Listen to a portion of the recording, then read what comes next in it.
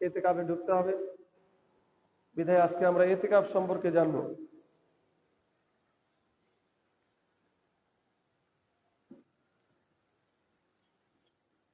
ইতিকাফ বিষয়টা অনেকের কাছে কঠিন জটিল। যারা নেকি কামাই করতে চায়, অধিক নেকি চায়, তারা এটাকে সহজে মনে করে। জানলাগুলো ফেলে দেবে।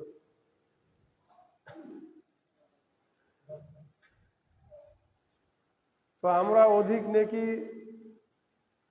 নিব তো দূরের কথা, আমাদের মসজিদে আসাটাই আজ পর্যন্ত ঠিক হলো না। শুক্রবার জেনেও আমরা বাড়িতে বসে থাকি। কেন জানি না, কিভাবে যেন মানুষের অন্তরগুলো মরে গেছে। মানুষের আর বর্তমান মানুষের বেশিরভাগ মানুষেরই কবরের আযাব, মৃত্যু যন্ত্রণা, জাহান্নাম, এক কথায় আল্লাহর যে ভয়, এই বিষয়গুলো একেবারেই কেমন জানি মানুষের ভিতরে আর নাই। বিদায়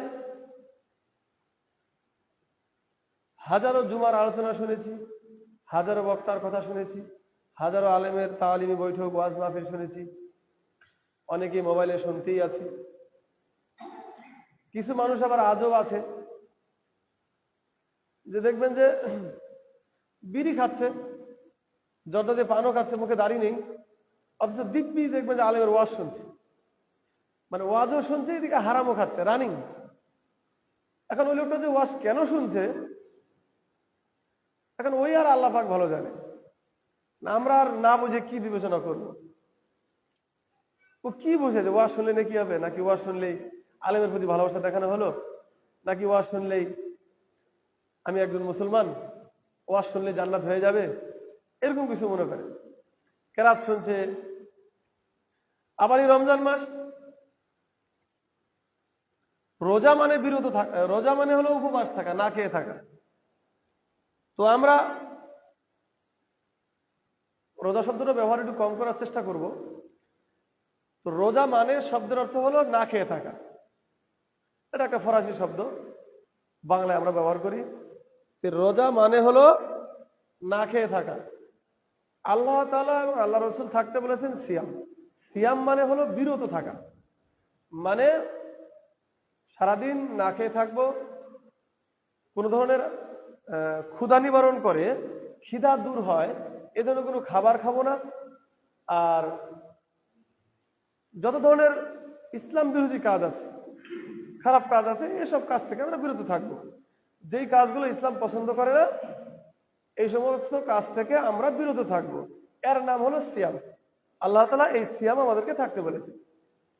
তো আমাদের যে অবস্থা আশেপাশে দেখা যায়, তাতে আমরা সিয়াম কেউ রাখি না। 100 জনের 95 জনই আমরা সিয়াম রাখি না। সবাই আমরা কি রাখি? রোজা রাখি। যদিও রোজা রাসূল রাখতে বলেনি। রোজা বললে গুনাহ হবে না, রোজা আমরা বলতে পারি, তবে বুঝতে হবে রোজা শব্দের অর্থ কিন্তু হলো না খেয়ে থাকা, মানে উপবাস থাকা। যেটা আমাদের বিধর্মী তথা হিন্দুরা থাকে, অন্যান্য ধর্মের লোকেরা থাকে, উপবাস থাকে। ওদের নাকি শুকনো খাবার খাওয়া যায়, ভেজা খাওয়া যায় না, আরো কত নিয়ম আছে।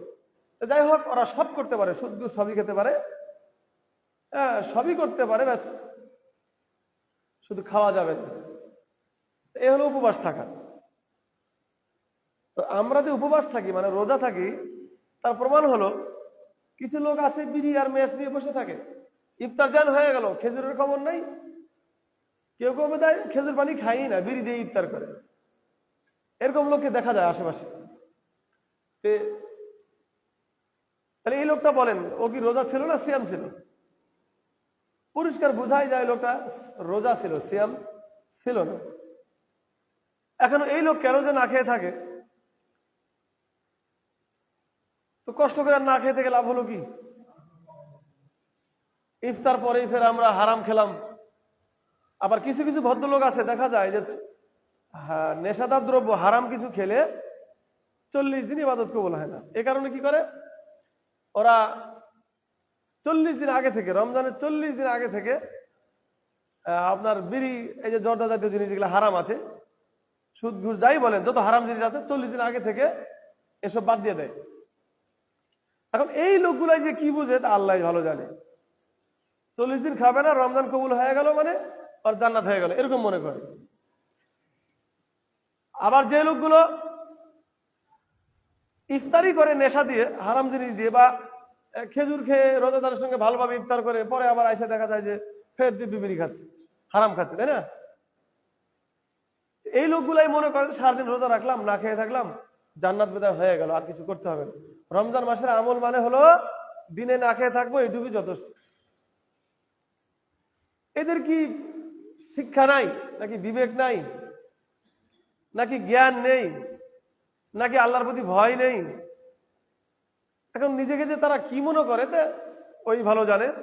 তো যাই হোক, এই ধরনের লোকের রোজা আল্লাহর কাছে গ্রহণীয় অবশ্যই নয়। লোকগুলো না খেয়ে থাকে, এমনি না খেয়ে থাকে।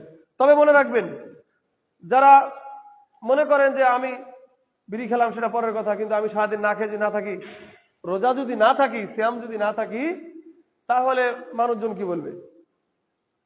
ময়মুরুবে কি বলবে? শ্বশুরবাড়ির লোক কি বলবে? আত্মীয় স্বজন কি বলবে? প্রতিবেশীরা কি বলবে? এত বড় দামরা লোকটা রোজা থাকে না, সিয়াম থাকে না, কি মনে করবে মানুষ? তাহলে বোঝা গেল রিয়া, তথা মানুষকে দেখানোর জন্য সে রোজা থাকে বা সিয়াম থাকে। তাহলে মানুষকে দেখানোর জন্য যে কাজ করা হয় সেটা হলো শিরক। আল্লাহ হাবিদাত আমালুকুম, রাসূল সাল্লাল্লাহু আলাইহি ওয়াসাল্লাম বলেছেন, আল্লাহ তাআলা বলেছেন, যারা শিরিক করলো তাদের সমস্ত আগের আমল যারা ছিল, আপনি শিরিক করলেন, শিরিক করাতে শুধু পাপ হলো তা নয়, ছোটখাটো মনে করিয়েন না। যারা শিরিক করলো তাদের অতীতে যে পাপ মানে নেকির কাজগুলো ছিল, নেকিগুলো যে আপনি করেছেন, অনেক ভালো কাজ করেছেন, অনেক দান করেছেন, খুব ভালোভাবে সিয়াম পালন করেছেন, শিরিক করার ফলে আগের যে নেকিগুলা ছিল সেই নেকিগুলা পাপ দ্বারা বদল হয়ে যাবে। নাউজুবিল্লাহ। আপনার কাছে কথাটা খুব ছোট মনে হলো না?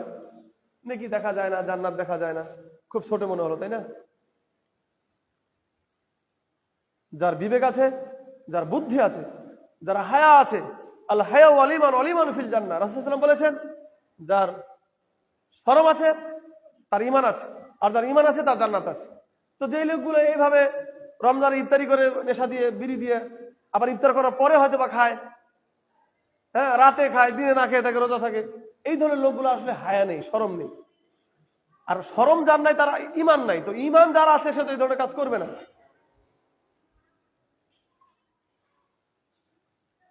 তো আমি অনুরোধ করব যে আপনার ভিতরে হায়া নিয়ে আসুন, শরম নিয়ে আসুন। হায়া শরম না থাকলে জান্নাত হবে না, এই ইবাদত কোনো কাজে আসবে না। আর আপনি মানুষকে দেখানোর জন্য রোজা রাখছেন, না খেয়ে না, মানে রোজা না থাকলে মানুষ কি বলবে, তাহলে লোক দেখানোর ইবাদত হলো, এটা হলো শিরক। মানে আল্লাহকে ভয় না করে মানুষকে ভয় করছেন, নিজের সম্মানের ভয় করছেন, নিজের সম্মানের ভয় করে রোজা রাখছেন। আর এই রোজা মানুষকে দেখানো হচ্ছে, আল্লাহকে মাত্র দেখানো হচ্ছে, মানুষকে দেখানো হচ্ছে, মানুষের সম্মানের ভয় করা হচ্ছে, মানুষ কি বলবে, মানুষের মুখের কথার ভয় করা হচ্ছে। এই ভয়ের ফলে রোজা রাখছেন, এটা মানুষকে দেখানো হচ্ছে, এটাই হচ্ছে শিরক। রোজা, সিয়াম, যত ইবাদত সব আল্লাহকে ভয় করে রাখতে হবে। আপনি রাখছেন মানুষকে দেখানোর জন্য, এটা অবশ্যই শিরক। যার শরম নাই তার ঈমান নাই, আর যার ঈমান নাই তার জান্নাত নাই। আর ঈমান নাই মানে কি? সে সব করতে পারে, যার শরম নাই সে সব করতে পারে। আপনার প্রতি উদারত আহ্বান, আপনি অবশ্যই হায়া শরম নিয়ে আসুন, নিজেকে পরিবর্তন করুন, বেহায়ার জগৎ থেকে বেরিয়ে আসুন। আল্লাহ তাআলা আমাদেরকে ঈমানের সহিত আমল করার তৌফিক দান করুন, আল্লাহুম্মা আমিন। সম্মানিত উপস্থিতি, সংক্ষিপ্ত কথা এটা নয়, ছিল এটা যে ইতিকাফ একজনকে বলবো আরেকজন শুনবে না, এখনো মুসল্লি সবাই আসলো না, নামাজ শুরু হবে তার আগে দেখা যাবে আসবে।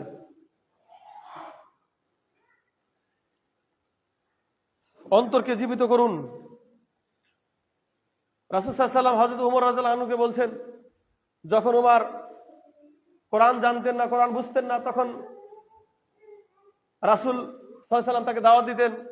যখনই সে ওমর রাদিয়াল্লাহু আনহু কোরআন শিখলেন, বুঝলেন, তখন রাসূল বললেন, ওমর তুমি এতদিন ছিলে অন্ধকারের ভিতরে, আজ তুমি কোরআন শিখেছো, কোরআন বুঝতে শিখেছো, আজকে তোমার ভিতরে আমি আলো ঢুকিয়ে দিলাম, তুমি এখন আলোর ভিতরে আছো। তার মানে হচ্ছে কোরআন হচ্ছে আলো। পড়তে না জানুন, বুঝতে না জানুন, অন্তত পক্ষে যারা জানে তাদের কাছে জানার চেষ্টা করুন। অন্তত পক্ষে রমজান মাসে একটু জানার চেষ্টা করুন। এখন পর্যন্ত কাউকে দেখলাম না যে কিছু জানতে হবে, অথচ কথা আপনার উপরে উপরে, ইমামের উপরে সবসময়, কিন্তু জানার জন্য কখনো আসলেন না। জানার চেষ্টা করুন, সে অনুযায়ী মানার চেষ্টা করুন। বলছিলাম সংক্ষিপ্ত কথা হবে ইতিকাফ সম্পর্কে। শুনেছি এখানে নাকি কোনো ইতিকাফ হয় না। তো ইতিকাফ অতীব গুরুত্বপূর্ণ একটি আমল, যেটা করা খুবই জরুরি, খুবই জরুরি। না করলে মানুষ কাফেরও হবে না, মুরতাদ হবে না, গুনাহগার, বিশাল বড় গুনাহগারও হবে না। তবে মানুষ যদি অবহেলা করে, অলসতা করে, অবজ্ঞা করে এটা না করে, তাহলে অবশ্যই গুনাহগার হবে। কিন্তু মানুষ যদি কোনো ব্যস্ততা, জরুরি কোনো কাজের কারণে যে না সে ইতিকাফ করতেই পারবে না, তার হিসাবে আলাদা। তো বলছিলাম ইতিকাফ শব্দের অর্থ হচ্ছে কোনো জিনিসকে আঁকড়ে ধরে সেখানে অবস্থান করা, সেখানে নিজেকে একদম নিয়োজিত রাখা। ইতিকাফ শব্দের অর্থ হলো কোনো জিনিসকে আঁকড়ে ধরে সেই জিনিসের মধ্যে নিজেকে আঁকড়ে ধরা। কথা ভালো করে বুঝুন, যেহেতু এর আগে ইতিকাফ নাই এখানে, এবার করার চেষ্টা করুন।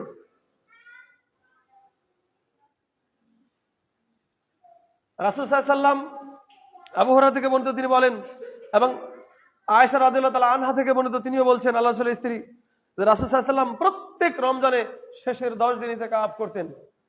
মানে 20 রমজান।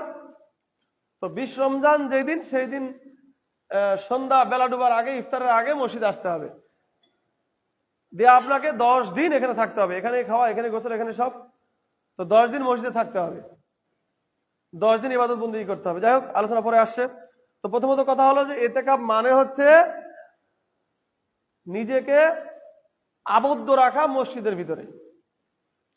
রাসূল সাল্লাল্লাহু আলাইহি ওয়াসাল্লাম প্রত্যেক রমজানেই ইতিকাফ করতেন, এই 10 দিন।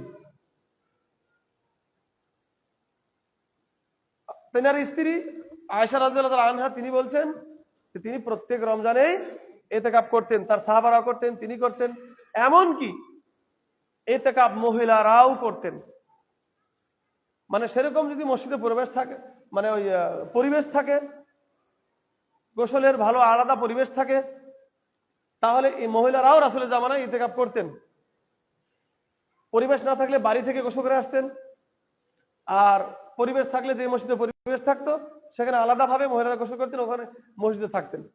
যে মহিলারা থাকার সুযোগ সুবিধা থাকতো, যেমন বয়স্ক মহিলারা থাকতো, বা কিছু যুবতী মহিলারা থাকতো, যাদের হাইজ নামাজ হয়ে গেছে, এই 10 দিনে হবে না, এরকম মহিলারা ইতিকাফ করতো, মসজিদে এসে 10 দিন থাকতো। তো পুরুষরাই বেশি থাকতো, কারণ মহিলাদের সম্ভব কম হয়, আর বর্তমান জামানায় তো ফিতনার আশঙ্কা বেশি, এই জন্য মহিলারা থাকে না। যাই হোক, তবে মহিলারা রাসূলের জামানায় ইতিকাফে থাকতেন, যদি পরিবেশ যে মসজিদে থাকতো। তো রাসূল সাল্লাল্লাহু আলাইহি ওয়াসাল্লাম মৃত্যুর আগা বছর, কয়েক বছর তিনি 20 দিন ইতিকাফ করেছেন।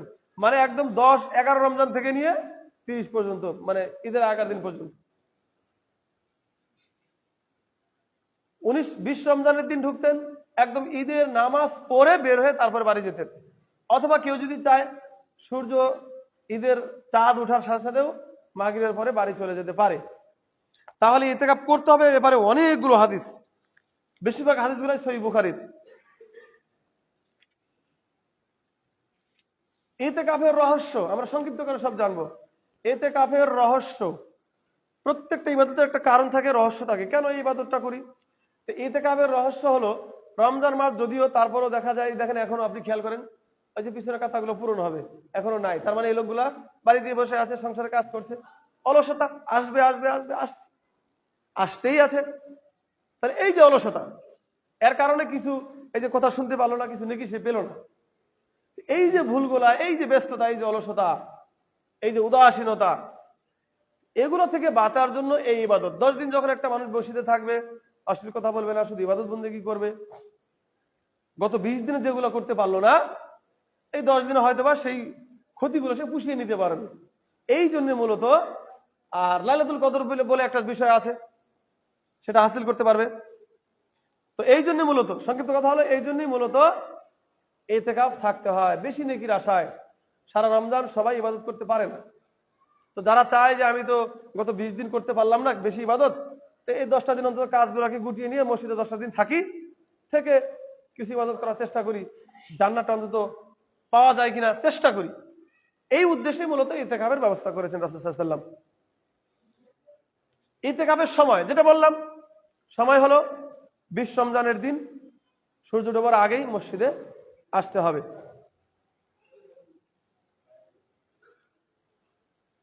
এবার আসেন ইতিকাফের শর্তাবলী। ইতিকাফের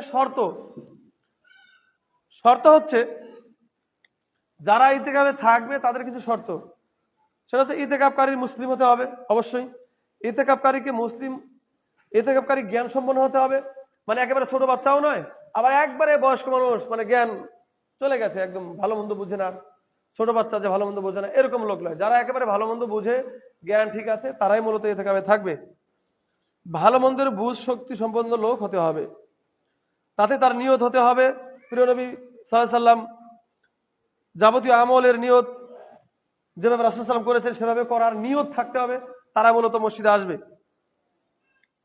তারপর যেটা বলা হয়েছে ওয়ালা তুবাশিরুহুন্না ওয়া আনতুম আকিফুনা ফিল মাসাজিদ, আর মসজিদে ইতিকাফ অবস্থায় মানে মানুষ বাড়ি যেতে পারবে না। যারা পুরুষ থাকবে বিবাহিত তারা স্ত্রী গমন করতে পারবে না, স্ত্রীর কাছে যেতে পারবে না। তবে রাসূল সাল্লাল্লাহু আলাইহি ওয়াসাল্লাম হযরত আয়েশা রাদিয়াল্লাহু আনহা তিনি যখন হায়েজ অবস্থায়ও থাকতেন, নাপাক অবস্থায় থাকতেন, তখনও তিনি কি করতেন? মসজিদের পাশে আসতেন, রাসূল সাল্লাল্লাহু আলাইহি ওয়াসাল্লাম মাথা বের করে দিতেন, তিনি রাসূল সাল্লাল্লাহু আলাইহি ওয়াসাল্লাম মাথাটাকে ধুয়ে দিতেন, উকুন বেছে দিতেন, চিরুনি করে দিতেন, এসব করতেন। তবে নাপাক অবস্থায় মহিলারা মসজিদে আসবে না, বাইরে থেকেই করতেন। স্ত্রীর সঙ্গে কথা বলা যাবে, তার সেবা যত্ন এইভাবে নেওয়া যাবে রাসূলের পদ্ধতিতে। কঠিন বলে যে এত কঠিন নয়।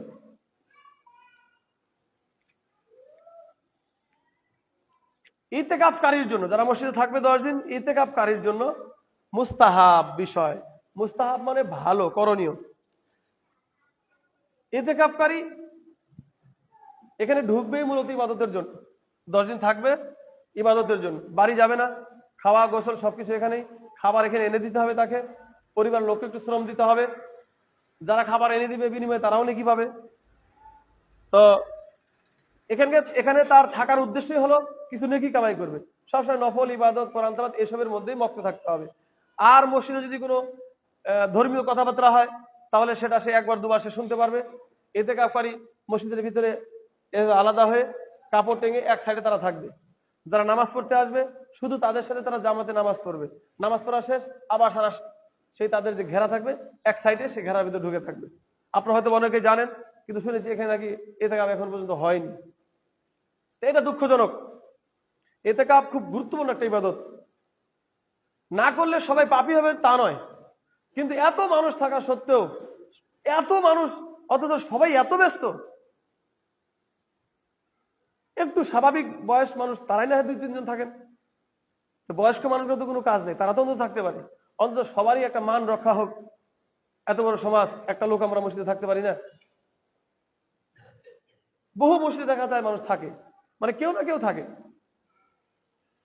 আমরা আমাদের যে মসজিদ, সেখানে আগে আমি যখন ছোট ছিলাম তখন ছেলেমেলে নিয়ে থাকতাম, কিন্তু এখন যে মুয়াজ্জিন সাহেব, তিনি আর তেমন সংসারের কাজ তেমন নেই হয়তো বা, তো মুয়াজ্জিন সাহেব প্রতি বাড়ি থাকে, অসংখ্য 1-2 জন থাকে হয়তো, তো মুয়াজ্জিন প্রত্যেক বাড়ি থাকে।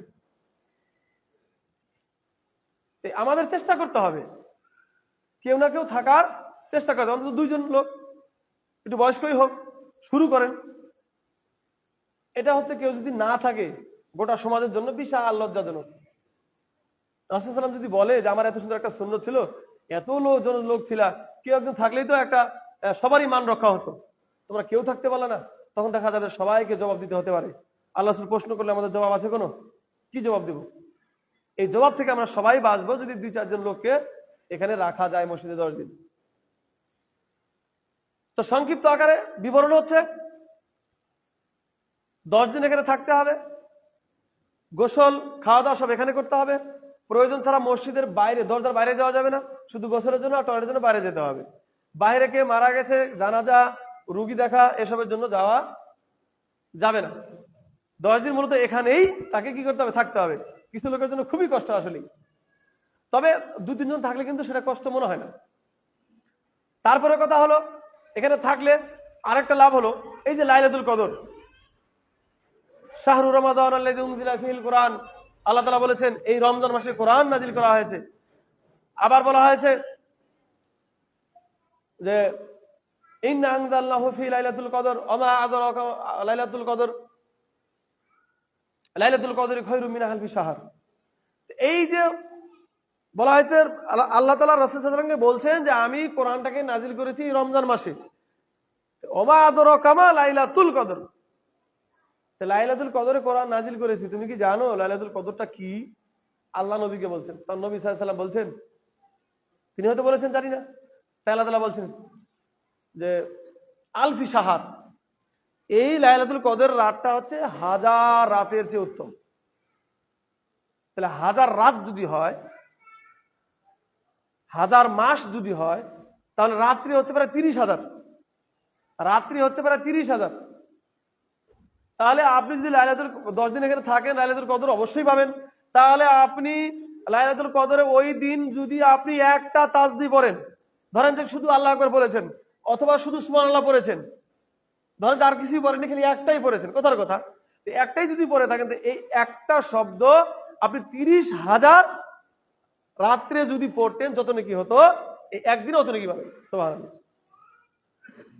কথাটা কিন্তু নবী রাসূলের নয়, যে হাদিস জাল জয়ীফ মানবেন না তা নয়, এটা আল্লাহ তাআলা বলেছেন। আলফি শাহর 1000 রাতের চেয়ে উত্তম, 1000 মাসের চেয়ে উত্তম। তো তাহলে আমরা এই আমলটা কেউ না কেউ করার চেষ্টা করব। আল্লাহ তাআলা আমাদেরকে এই আমলটা করার তৌফিক দান করুন, আল্লাহুম্মা আমিন। কেউ না কেউ থাকার চেষ্টা করব, এবার অন্তত চালু করি। আপনার ছেলেটা আছে, এই তেমন কোনো কাজ নেই, বাড়িতে আরেকজন আছে, যাদের বাড়িতে 2টা ছেলে, ওকে একটা ছেলেকে এখানে রাখেন, অন্তত গার্জেন একটু আগ্রহ হন, তাহলে এই ইবাদতটা সুন্দর হবে, এই মসজিদের সবারই মানটা সুন্দরভাবে রক্ষা হবে। আমরা এই আমলটা অবশ্যই করার চেষ্টা করব। আরো কিছু মাসলা মাসালা আছে, কি করা যাবে কি করা যাবে না, এসব সম্পর্কে যারা থাকবেন পরে জেনে নেবেন। আর এই শবে কদর সম্পর্কে কিছু কথা। শবে কদর, এই যে আমরা শবে কদর বলে থাকি, শবে শব্দটা ফার্সি, তো লাইলাতুল, লাইলাতুল যেমন মানে রাত, শবে মানে রাত। তো লাইলাতুল আমরা তো আরবি পছন্দ করি কম, এই জন্য আরবি শব্দ ব্যবহার করি কম, ওই ফার্সি, ইংরেজি, বাংলা এসবই আমরা পছন্দ করি বেশি। যেমন আমরা আল্লাহ বলেছেন সিয়াম, রাসূল বলেছেন সিয়াম, কেমনে কেমনে জানি রোজা হয়ে গেছে, কেমনে কেমনে জানি রোজা হয়ে গেছে, কেমনে যে হলো তা আপাতত আমরা কেউ বলতে পারবো না, তবে ব্যবহার কিন্তু আমরা রোজাটাই করছি, সিয়াম তেমন একটা বলি না। তো শবে কদর বলি আমরা, কিন্তু কথাটা হবে লাইলাতুল কদর। শবে মানেও রাত, লাইলাতুল মানেও রাত। লাইলাতুল মানে আরবি শব্দ, শবে মানে হলো এটা উর্দু ফার্সি শব্দ আর কি। তো আমরা যথাসাধ্য চেষ্টা করব আরবি শব্দ ব্যবহার করার। আর ইতিকাফ অবশ্যই জামে মসজিদে হতে হবে, অথবা অন্তত পক্ষে যেই মসজিদে জামাতের সহিত নামাজ হয় সেই মসজিদে। তবে আলেমগণ বলেছেন যে মসজিদে জুমার খুতবা হয় মূলত সেই মসজিদেই ইতিকাফ করতে হবে। তো লাইলাতুল কদর সম্পর্কে কিছু কথা। আমরা অনেকে মনে করি, বিশেষ একটা ভুল ধারণা আমাদের ভিতরে মানে এমন ভাবে গেথে ঢুকে আছে, যেটা থেকে আজ পর্যন্ত আমরা কেউ বের হতে পারিনি, বেশিরভাগ লোকই বের হতে পারি নাই। সেটা হলো আমাদেরকে 27 রমজান জাগতে হবে, ওই দিনে লাইলাতুল কদর হবে, হ্যাঁ, ওই 30,000 মাসের নেকি আমরা পেয়ে যাব, 30,000 মাসের নেকি পেয়ে যাবো 27 রমজানে, এরকম একটা সিস্টেম থাকে না। তারপরে আবার 27 রমজানে একটা গরু জবা করা হবে, অথবা অন্তত পক্ষে 5 জন মিলে একটা হাঁস তো অবশ্যই জবা করা হবে। জবা করে ধুমধারাক্কা খাও, সেহরি টেরি খেয়ে বাড়ি চলে যাও। শব্দটা সেহরি হয় না, সাহারি হয়, সাহারি খেয়ে বাড়ি চলে যাও। এই যে একটা ধারণা, এটা আসলে মসজিদের ভিতরে একটা মানে কি বলবো, এটা একরকম বাজে কাজই হয়। কারণ মসজিদে এইভাবে মানে ওই 27 রমজান উদ্দেশ্য করে আপনি খাবেন আর যাবেন, এই প্রথা কি কোথাও আছে কোরআন হাদিসে? নাই তো। সিস্টেম আমরা একদিন শুধু চালু করলাম, এটা কোরআন হাদিসের বিরুদ্ধে চলে গেল না? নিজে নিজেই ভাবেন, বিরুদ্ধে চলে গেল না? আপনি 27 খেতে কেন আসলেন? আপনাকে যদি প্রশ্ন করা হয় আপনি 27 বা কেন আসলেন, কি করতে আসলেন? 27 রমজানে লাইলাতুল কদর হয়েছে, হাদিস আছে, কিন্তু রাসূল তো বলে নাই যে 27 রমজানেই শুধু লাইলাতুল কদর হবে। 21 হয়েছে, হাদিস আছে 24 জোড়া রাত্রিতেও হয়েছে। কিন্তু সাহাবারা যখন রাসূলকে জিজ্ঞাসা করলেন, আল্লাহ রাসূল আমরা তো 10 দিন একটু কষ্ট হয়, একটু সহজ করে দেন না। তো সহজ করে দেওয়ার জন্য রাসূল বলেছেন তোমরা এক কাজ করো, বেজর রাতগুলাতে লাইলাতুল কদর অন্বেষণ করো। কিন্তু 10 দিনই রাসূল জাগতে বলেছেন, তবে বিশেষ করে বেজর রাতগুলা, বিশেষ করে। তাহলে আপনি কেমনে ভাবলেন 27 হলো? প্রত্যেক মাসে 27 হবে, এটা আল্লাহর সিস্টেম। প্রত্যেক মাসে যদি 27 বা 21 যে কোনো এক রাত্রে হইতো, তাহলে আমরা সবাই এক রাত্রে আসতাম, বাকি রাতগুলোর কোনো মূল্যায়নই করতাম না। এই জন্য আল্লাহ এই সিস্টেম করেছেন, এক এক বছর এক এক রাতে হবে। কখন কিভাবে যাবে আমরা অতটা বুঝতে পারবো না, কিছু আলামত আছে। আকাশ ভালো থাকবে, মুমিন বান্দার মনটা একটু শীতল হবে, ভাল লাগবে, তার মুমিনের কেমন যেন একটু আনন্দ আনন্দ লাগবে আজকের দিন রাতটা। যারা মুমিন, প্রকৃতপক্ষে মুমিন, যারা সর্বক্ষেত্রে আল্লাহকে মানার চেষ্টা করে, এরাই মুমিন। এরা একটু বুঝতে পারবে, আকাশটা ভালো থাকবে, তারপরে সকালের আবহাওয়াটা খুব সুন্দর থাকবে, সূর্য উঠবে, কিন্তু সূর্যের মানে ওই যে খুব যে পাওয়ার, সেই পাওয়ারটা সকালবেলা থাকবে না, সকালে আলামত। এইরকম কিছু আলামত থাকবে। তবে এই যে আমাদের ভিতরে একটা প্রথা ঢুকে আছে, 27 খেতে হবে, এই প্রথা থেকে বেরিয়ে আসতে হবে। আর মসজিদে এসে আপনারা পিকনিক করেন, এখন আপনি রান্না করে মসজিদে এসে বসে খেতে পারেন, খাওয়া তো হারাম নয়, কিন্তু আপনার উদ্দেশ্য তো ভালো না, আপনার উদ্দেশ্য তো ভালো না, উদ্দেশ্য থেকে বেরিয়ে আসতে হবে। আর আমরা তো খাই খাই ভালো কথা, উদ্দেশ্য নেই লাইলাতুল কদর, কিন্তু কয়জন লোক কোরআন তেলাওয়াত করে? 5 জন লোক, 10 জন লোক আপনারা পিকনিক করেন, এর ভিতরে কয়জন লোক কোরআন তেলাওয়াত করে? জানেই পড়তে কয়জন? আর কয় রাকাত নামাজ পড়েন আপনি? রাতে কতক্ষণ আপনি জাগেন? রাসূল কিছু সময় জাগতেন, তারপর কিছু সময় হাঁটতেন, কিছু সময় একটু পানি টানি বা কিছু খেতেন। মানে এক ধ্যানে তো মানুষের নামাজ পড়তে ভালো লাগবে না? লাগবে? লাগবে না। মসজিদের ভিতরেই হয়তো একটু হাঁটতেন, একটু বসে থাকতেন, একটু কথাবার্তা বলতেন, আবার নামাজ পড়তেন, আবার ইবাদত করতেন। তবে রাতের শেষের ভাগটুকু 1-1.5 ঘন্টা 2 ঘন্টা নামাজই কাটিয়ে দিতেন, পা ফুলে যেত। তা আমরা তো রাসূলের মতন পারবো না, ঠিক আছে কথা, কিন্তু তার মানে একটু চেষ্টা তো করতে হবে, আমাদের কিন্তু চেষ্টাটাও নেই। তাহলে বেহুদা মসজিদটা নোংরা করার দরকার আছে? হ্যাঁ দেয়া। তাহলে এই প্রথা থেকে বেরিয়ে আসতে হবে। যদি জাগার ইচ্ছা হয়, থাকার ইচ্ছা হয়, 10 দিন থাকার চেষ্টা করতে হবে, অন্তত বেজর রাতগুলো এখানে থাকার চেষ্টা করতে হবে, এটি ইবাদতবন্দি করার চেষ্টা করতে হবে। শেষে সাহারিটা সবাই একসাথে খাবেন, সেটা ভিন্ন কথা, কিন্তু ইবাদত করতে হবে। ইবাদত বাদ দিয়ে খালি খাবেন, এটা ভুল প্রথা। রমজান আসার আগে আমার সঙ্গে কয়েকজন বলেই ফেলছেন, এরকম সব হয়ে যাক, মানে 27 রমজানে একটা হাঁস টাস কিছু হয়ে যাক। তো 27 রমজানে হাঁস খাবে, কি উদ্দেশ্যে খাবে? উদ্দেশ্য ভালো নয়। উদ্দেশ্য যদি সঠিক হয়, ইবাদত করব, তাহলে হাঁস কেন, গরু জব করেন। আমাদের এই স্বভাব এখান থেকে অবশ্যই বেরিয়ে আসতে হবে। অবশ্যই মানে কি, বেরিয়ে আসতে হবে, বিকল্প কোনো পথ নেই। আর আপনার এই সিস্টেম প্রথার কারণে কিছু আমল মানে মানুষের ভিতর থেকে দেখা দেখি বের হয়ে যাচ্ছে। আমরা রাসূলের সুন্নাহগুলোকে আবার জীবিত করি। রাসূল সাল্লাল্লাহু আলাইহি ওয়াসাল্লাম বলেছেন, একটা সুন্নাহ যদি মৃত্যুর আগ পর্যন্ত একজন মানুষ ধরে থাকতে পারে, ঈমানের সহিত বিশ্বাস করে আল্লাহ তাআলাকে, রাসূলের প্রতি বিশ্বাস রাখে, আল্লাহর প্রতি বিশ্বাস রাখে, যে রাসূল বলেছেন যে মৃত্যুর আগ পর্যন্ত কেউ যদি একটা সুন্নত অন্তত পক্ষে ঠিক মতো ধরে রাখতে পারে, সেই সুন্নতের বিনিময়ে রাসূল সাল্লাল্লাহু আলাইহি ওয়াসাল্লাম তার জন্য জান্নাতের সুপারিশ করবে। সুবহানাল্লাহ। তো যার যেটা ভালো লাগে একটা করে সুন্নত হলেও আমরা ধরে রাখবো। সবচেয়ে ভালো সুন্নত হলো খাওয়া। আমরা খুব খাইতে পছন্দ করি, হ্যাঁ, তো খাওয়ার তো সুন্নত আছে, আমরা খাওয়ার সুন্নত পালন করি না। খাওয়াও সুন্নত, পায়খানা করাও সুন্নত, তারপরে প্রস্রাব করাও সুন্নত, কিন্তু সুন্নতগুলোকে আমরা ঠিকভাবে করি? বলে হুজুর হওয়া করি তো 3 বেলা তো ঠিক মতো খাই। ঠিক মতো 3 বেলা খাইলে তো হবে না। খাওয়ার আগে অনেকে বিসমিল্লাহ বলে না, খাওয়া শেষে অনেকে আলহামদুলিল্লাহ বলে না, অনেকে পানি খায় বাম হাত দিয়ে। সুন্নত হলো? পরিপূর্ণ সুন্নতটাকেই ধরে রাখতে হবে। খাওয়াই খালি সুন্নত তা নয়। সুন্নত বলে বোঝানো হয়েছে একটা খাবার যে কিছু সুন্নত রয়েছে, সব দিক বিবেচনা করেই খেতে হবে।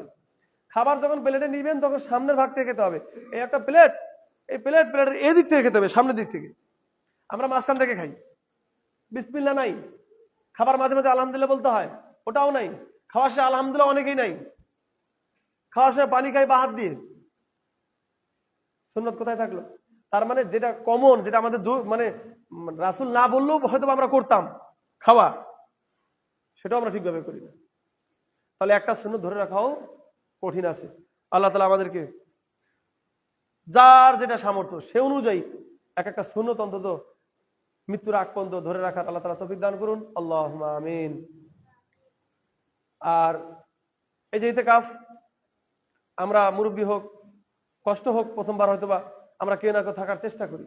মুরব্বী হোক, পাশে থাকা ছোট বাচ্চা নিয়ে হোক, আমরা থাকার চেষ্টা করি। এবার কেউ যদি থাকেন, আগামীবার কেউ থাকবে। আর যারা থাকবে তাদেরকে, যারা থাকলো না তারা তাদেরকে খাবার দিয়ে ওরা থাকবে, একটা লোক বাড়ির থাকলেও ওকে ফের বাড়ির লোক খাবার দিয়ে দেবে, একটু ঝামেলা হবে না? তো ও এখানে থাইকে ইবাদত করে নাকি নিবে, আমরা ওকে খাইয়ে নাকি নিবো। আমাদের মসজিদে সিস্টেম করা হয়, আমাদের যে মসজিদ, তো ধরেন যে 2-4-5 জন যদি থাকে, 10 দিন 10 জন ভাগ করে নেয়, অথবা একজনের 2 দিন নেয়, যে আমি 2 দিন আমি খাবার দেবো এদের, উনি খাবার এনে বাইরেদেরকে পৌঁছে দেওয়া যায়। তো ওরা ইবাদত করে নেকি নিল, আর এ কিছু খাবার খাইয়া নেকি নিল। তো এর খাবার খাইয়ে ইবাদত করলো, ওদের সমপরিমাণ নাকি এও পাবে। তাহলে আমরা খাবার খাইয়া নাকি নেই, কেউ আবার ইতিকাফ করে নাকি নেই, সবাই মিলা একটা কাজ করি। একটা কাজ একলা একলা হয় না, সবাই মিলা করার চেষ্টা করি। অন্তত মসজিদটা এবার ফাঁকা না দেই, আপনাদের কাছে উদারত আহ্বান, আমরা মসজিদটা ফাঁকা দেবো না এবার ইনশাআল্লাহ। আর সবাই মিলে লাইলাতুল কদর রাতটা ধরার চেষ্টা করব। 30,000 মাসের নেকি পাবো যদি লাইলাতুল কদর পেয়ে যাই। মানে আমি যেদিন ডাকবো সেদিন যদি লাইলাতুল কদর হয়, 30,000 মাসের নেকি পাবো। দুটো একটা কথা লয়, আমরা সবাই চেষ্টা করব। আল্লাহ আমাদের তৌফিক দান করুন। আল্লাহ আমিন। বারাকাল্লাহ।